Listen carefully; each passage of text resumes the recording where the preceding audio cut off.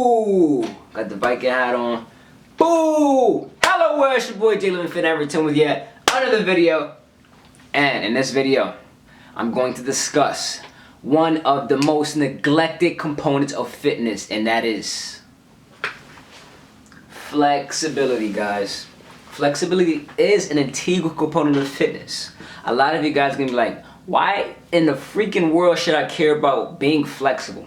Well, let me tell you why. If you care about gains, you should be caring about being flexible. Why? Well, because your joints should be able to go through a particular range of motion. If they cannot, then you are inflexible. So, if your joints cannot go through a particular range of motion, thus rendering you inflexible, that can inhibit your ability to make gains. You're going to be asking why. So if you can't go through a full range of motion on your exercises, then you can't recruit as many muscle fibers. If you can't recruit as many muscle fibers, then you can't damage as many muscle fibers. If you can't damage as many muscle fibers, then you can't grow bigger and stronger muscle fibers. Thus, you'll be inhibiting your ability to make gains, guys, if you're freaking inflexible. So, where did the inception of being so inflexible came from?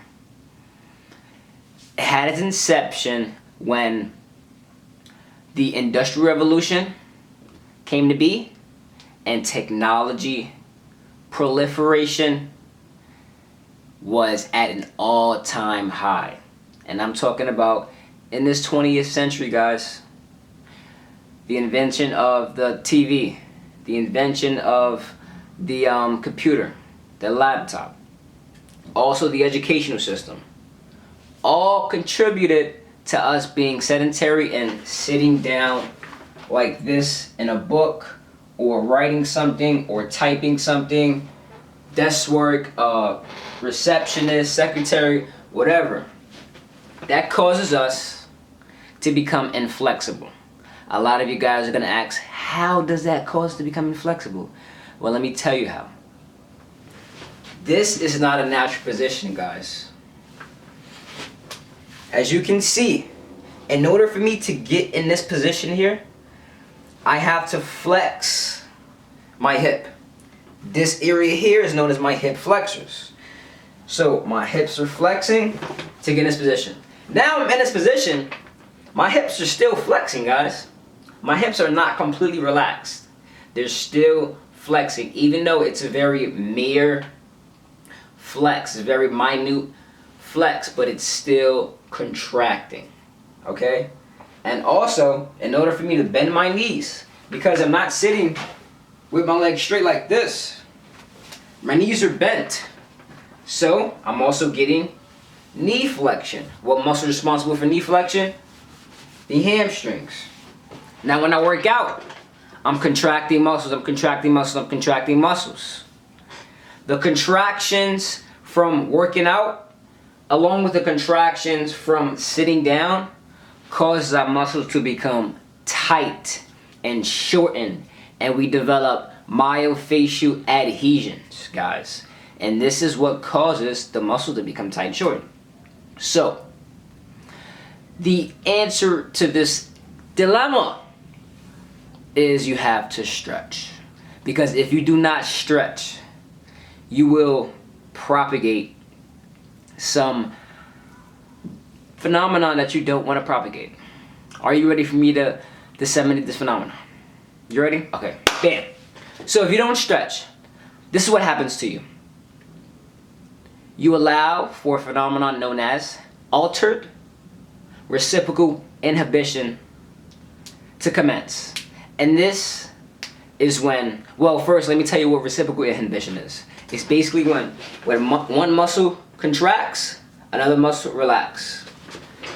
My bicep contracts while my triceps relax. My triceps contract while the biceps relax. That's what reciprocal inhibition is.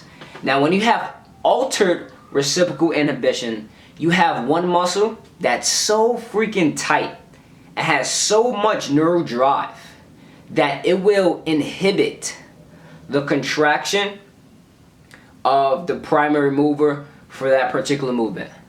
So for example,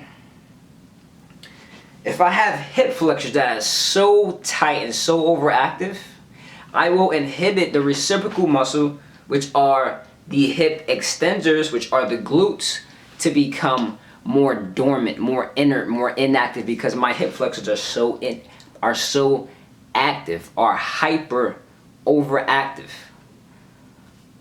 Altered reciprocal inhibition, guys.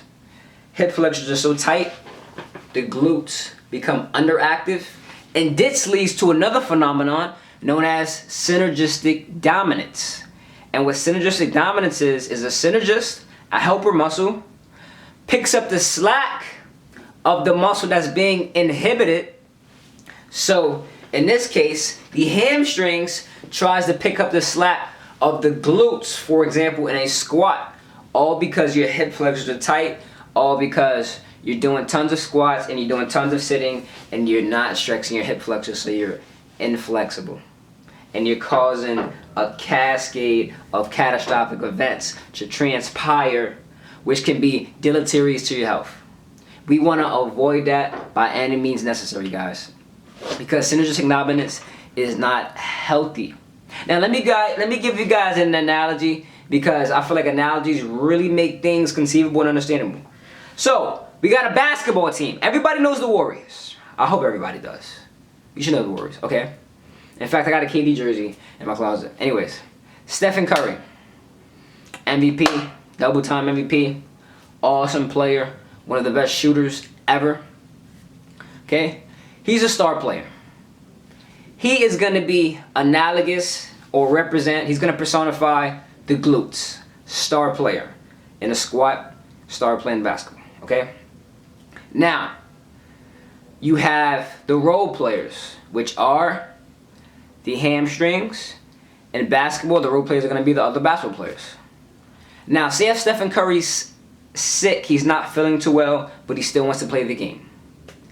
That is going to be synonymous to the glutes in the squat, all because of altered reciprocal inhibition.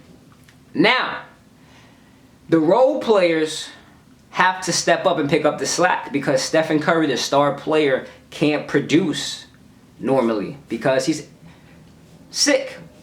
So what happens? The role players pick up the slack, but the role players aren't Steph Curry, so they can't do what he does.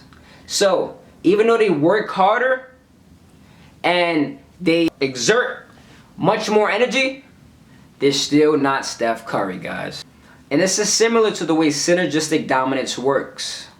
The hamstrings pick up the slack of the glutes, but they're not the glutes, guys. They're not the primary hip extensors in the squat. So guess what happens? This muscle can become overused. This muscle can become overly exhausted. And this muscle can become injured, specifically the biceps femoris, all because it's playing a role that is not responsible for it. He's just trying to pick up the slack because the glutes are inhibited, because the hip flexors are tight and tonic. So as a result, please make it your mission to stretch at least 3 to 5 times a week, guys.